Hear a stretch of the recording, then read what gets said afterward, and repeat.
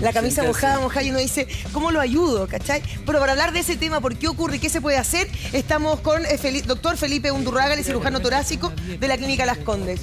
¿Cómo estás? La buena salud. Hola, doctor. Muy buenos días. La hiperhidrosis, este exceso de sudoración, ¿no? Sí. ¿Por qué ocurre? ¿Cuándo se denomina más? ¿Cuándo es exceso también? Mira, la hiperhidrosis básicamente es una sudoración excesiva, localizada y que no se asocia a factores externos, ¿ya?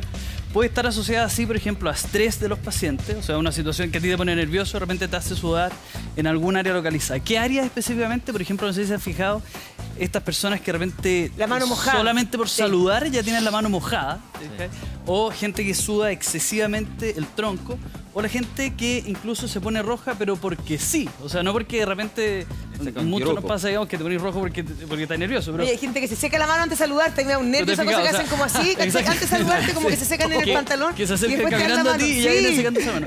Bueno, pero eso, a los pacientes que sufren de esto, es realmente algo que interfiere en su sociabilización, en su día a día.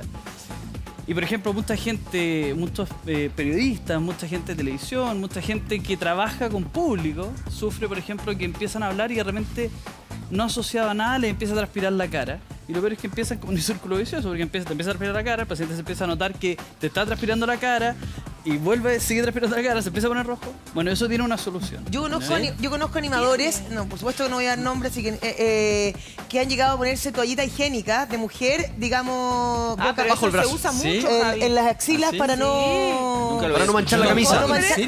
Para los hombres, para no la aureola, ¿no? Como la transpirada. Es súper frecuente. Y por ejemplo, a nosotros que nos toca ver a los pacientes que sufren de esto, las soluciones que se empiezan a inventar para evitar la transpiración, evitar que se te note, o la gente empieza a restringir sus colores con que se visten, o empiezan a restringirse en su área social también. Entonces, es una situación que te empieza a restringir tu vida social y te empieza a restringir tu día a día. ¿Cuándo es un problema? ¿Cuándo es mucho?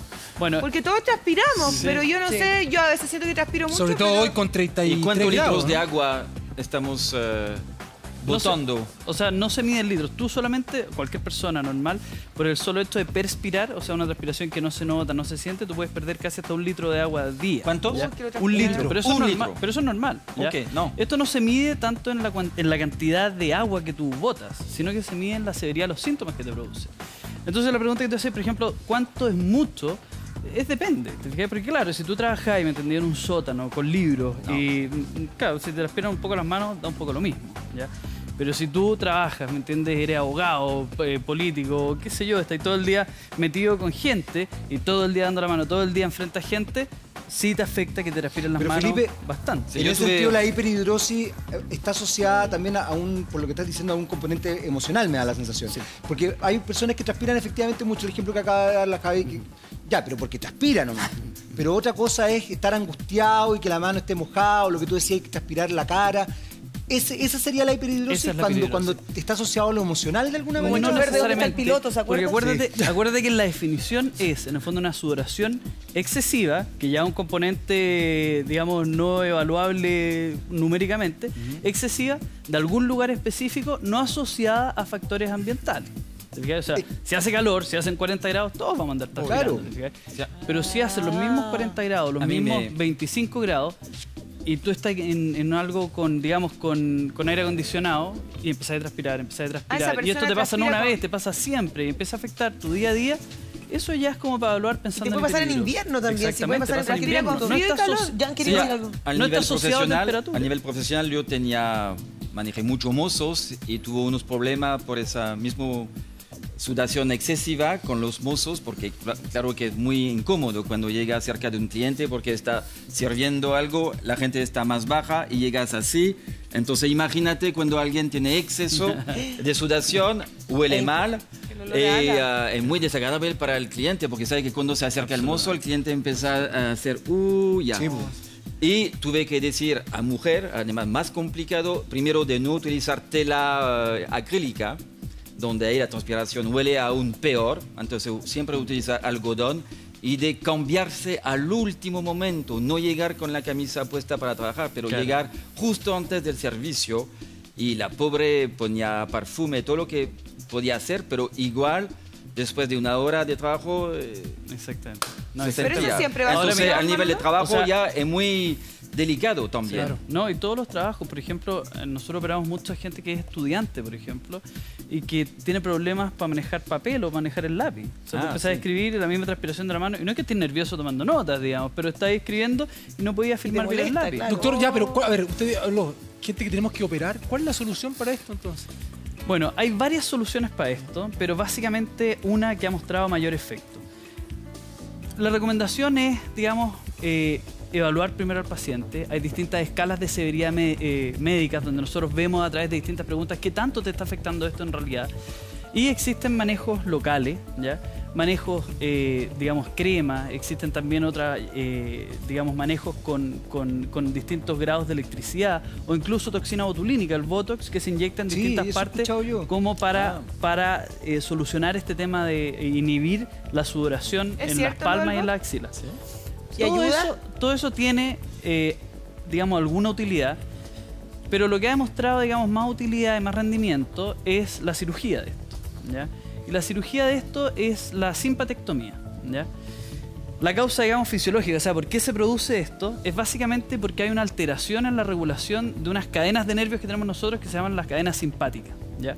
La cadena simpática regula todo lo que tú te puedes imaginar que tú no controlas. Por ejemplo, qué sé yo, cuánto se aprieta el esfínter cuando comí, ¿me entendí? El esfínter esofágico, o qué tanta motilidad va a tener tu estómago, o cuántas frecuencias cardíacas vas a tener cuando sales corriendo. O sea, todo eso que tú no controlas, pero que tiene que funcionar, además también funciona con la sudoración, ¿ya?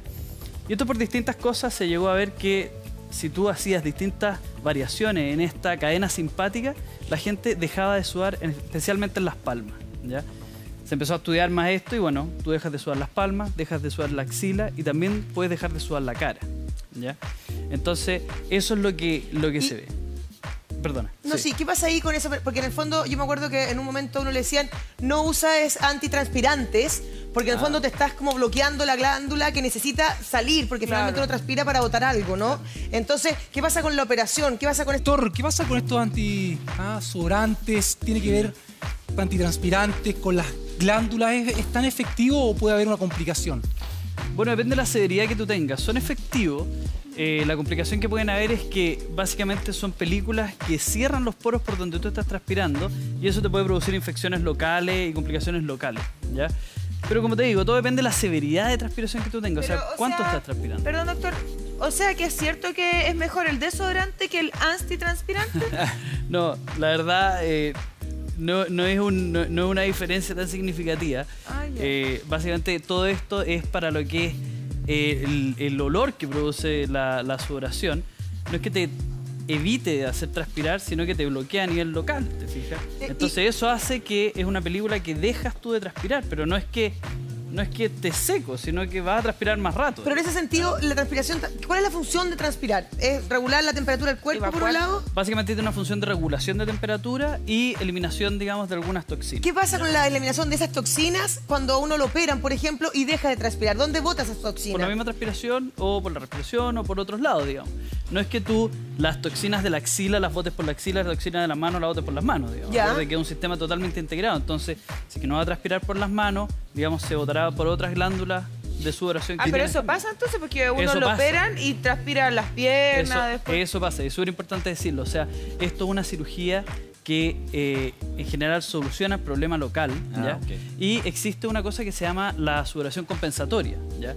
O sea, cuando la gente te transpira las manos a un nivel de que limita tu actividad social, tienen que saber que van a transpirar, va a aumentar la transpiración probablemente o por el abdomen o por la espalda y eso va a aumentar. Ahora, ¿cuánta gente le molesta eso? Es francamente menor el porcentaje de la gente que le molesta que transpira las manos o la cara. Esa es la gracia de esto. En el fondo, básicamente, tú dejas de sentir el síntoma que te tiene bloqueado socialmente. Y en ese sentido, Felipe, porque tú decías que de alguna manera esta operación o este sistema parasimpático, ¿no? Sí, sistema simpático. De alguna manera actúa en otros elementos que tampoco uno tiene conciencia. Esta operación no tiene ninguna contraindicación, es decir, no hace que otras cosas... Sí, tiene contraindicación. Por eso es importante el estudio preoperatorio. A ver. O sea, en el fondo, pacientes que tienen, por ejemplo, una frecuencia cardíaca demasiado baja, y eso hay que verlo, esos pacientes generalmente necesitan un estudio complementario para esta cirugía. ¿Ya? O sea, no es llegar y hacérsela, no es como hoy, ¿sabes que me transpiran las manos, hagamos todo? No, para nada. O sea, esto es un procedimiento simple, es un procedimiento casi ambulatorio, ¿ya? Tú tienes que pasar una noche hospitalizado.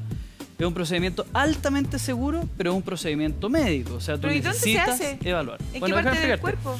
Mira, básicamente es una cirugía que se hace a nivel axilar, ¿ya? En el fondo nosotros a través de la axila, con un puerto de 3 milímetros, logramos entrar a la cavidad torácica y con una cámara, que mide los mismos 3 milímetros, vemos esta cadena simpática. Vemos las ramas que van hacia tus palmas o hacia tu axila y básicamente ahí se seccionan esas ramas. ¿Y eso solamente sirve para el exceso de sudoración o también hay gente que es más hedionda que otra? Porque es así, hay gente que transpira y de verdad que no da lo mismo y hay gente que transpira y es terrible. ¿Eso tiene que ver con el pH, con la alimentación, con qué? Y con la cantidad de transpiración. O sea, en el fondo... Tú puedes transpirar mucho y se te produce humedad. El problema del olor no es que tú botes el olor de adentro, ¿te fijas? Tú puedes botar el olor de adentro de acuerdo a lo que comas, de acuerdo al pH, de acuerdo a esas cosas. Pero básicamente es un problema local. De horas de humedad. Exactamente. Como cuando la ropa no se te seca bien, tal finalmente. Cual. O sea, una cuestión local que te produce el olor. ¿Ya? No, pero igual hay gente que es más fuerte que otra. Por supuesto. Por eso te digo. Depende de tu alimentación, depende de qué, digamos, medicamentos que puedes tomar.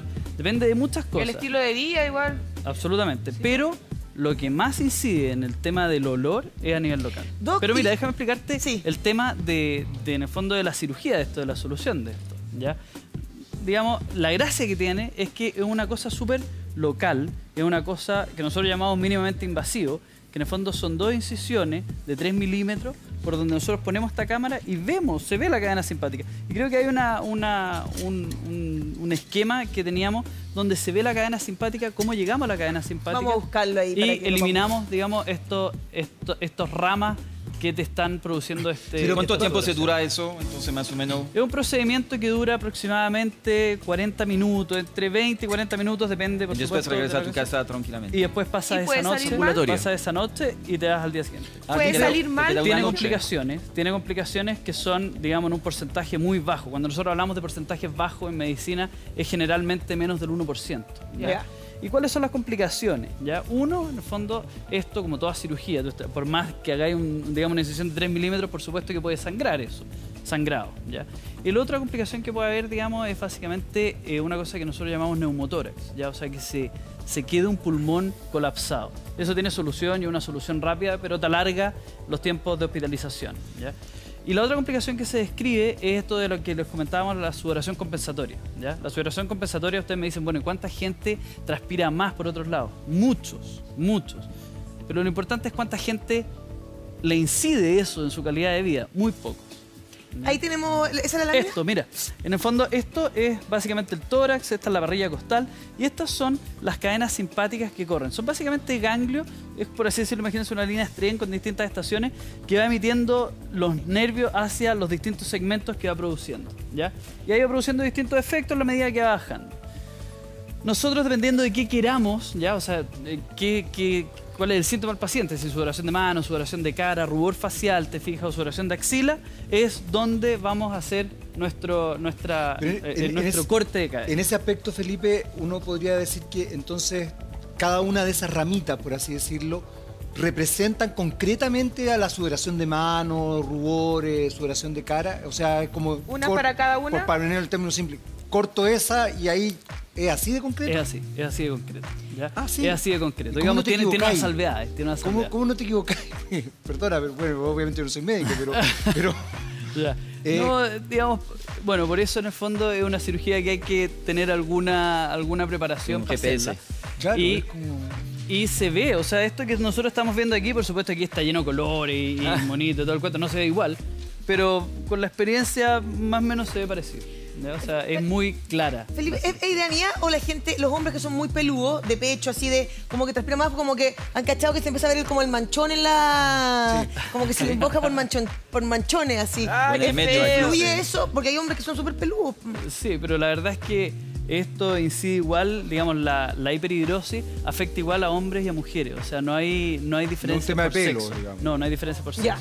¿Ya? Ahora, si los hombres transpiran más o transpiran menos, claro, no te tengo un número. No, tenía la sensación de que los hombres que son peludos se les nota más. A los que transpiran así como de pecho y espalda, como que se hacen... Aquí adelante. Sí. Doctor, pero discúlpeme la pregunta, No pero ¿alguna receta casera, por ejemplo, para la gente que no tiene acceso a la cirugía y que, no sé, algo que esté comprobado, como el limón, se decía, o ¿El limón? Sí, ponerte limón en las axilas, como que si no tenés desodorante. Esta otra cuestión, desodorante, bicarbonato, ¿algo funciona? Mira, remedios caseros la verdad hay varios, ya hay varios mitos al respecto. Ni uno con efectividad comprobada, ya. Claro. Desafortunadamente, digamos, no hay un estudio que te diga, mira, si tú te ponís limón, digamos, vaya a andar igual que si, por ejemplo, te ponís cremas en base a aluminio, te fijas, o te haces, por ejemplo, distintos estudios iónicos en las manos. O sea, eso yo te puedo nombrar, digamos, con números cuánto es la efectividad de eso, ¿ya? Pero de remedios caseros no es muy mi área. ¿El bicarbonato no lo usaban antes como desodorante? Sí. Lo que ocupaban son cremas en base a aluminio, ¿ya? ¿Aluminio? O sea, sí, hidróxido de aluminio. Eso es lo que se ocupaba bastante. El problema de eso es que te genera mucha irritación y que es de aplicación casi, o sea, en vez de secarte las manos, te tenías que echar la crema antes de dar la mano. Entonces, es muy de efecto local y limitado. Y cuando se habla del Botox como para solución, por ejemplo, si alguien que yo creo que de lo que más debe molestar, por ejemplo, son las manos, ¿no? ¿Se pone el Botox en las manos? Sí. Bueno, no creas que es lo que más molesta las manos. O sea, muchos llegan por axilas, muchos llegan por cara, ¿ya? Pero sí, el Botox son inyecciones localizadas en la zona de sudoración, sea la axila, sea las palmas, se inerva también aquí a nivel de la muñeca. O sea, ese es el problema que tiene, digamos, que son inyecciones locales a nivel de la zona de sudoración. ¿Y cuánto dura ese tratamiento? El tratamiento del Botox son sesiones, ¿ya? Entonces, local, tú vas, te haces la inyección y te vas, ¿ya? Pero en el fondo va siendo progresivo su resultado y son como 6 o 8 sesiones, ¿ya? Entonces, es más largo y es más tedioso. Tiene resultados, o sea, yo no estoy diciendo que esos tratamientos no tengan resultados, pero finalmente lo que nos muestran los estudios es que el tratamiento con simpatectomía es el tratamiento, digamos, más efectivo, ¿ya? Pero ojo, no está exento de complicación y por eso es importante una buena evaluación, digamos, preoperatoria. Porque además el Botox, si funciona, digamos, como estéticamente, tiene una duración y después hay que empezar... Por eso tú repites las sesiones. Perfecto. Oye, una gracias para el doctor Felipe Undurraga, cirujano torácico. Tremendo tema. Muchísimas gracias.